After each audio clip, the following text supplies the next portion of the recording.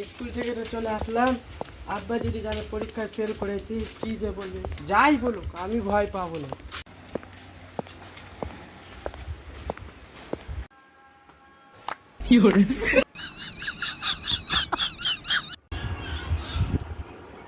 কিরে রাসেল, হ্যাঁ আব্বা, তোর তো আজ রেজাল্ট দেওয়ার কথা।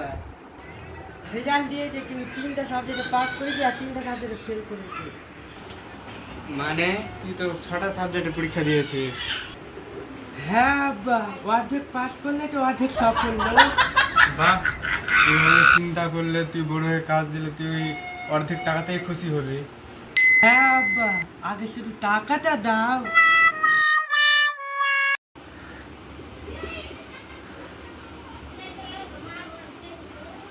ওই ভাত না রে।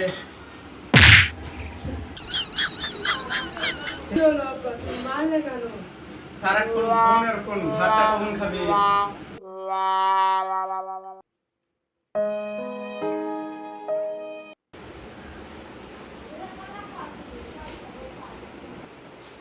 অবশেষে পড়তে বসেছিস? হ্যাঁ আব্বা, আজ থেকে বদলে যাবো। বাহ, অনেক ভালো। আসলে আব্বা, বড় হয়ে আমি কিছু একটা করবো।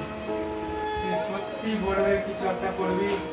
বাবা তুমি বলো, আমি যদি একদিন বিখ্যাত হই। তাহলে বলবো বিখ্যাত লোকটা আমার ছেলে, যে পরীক্ষাতে জিতে পেয়েছিল।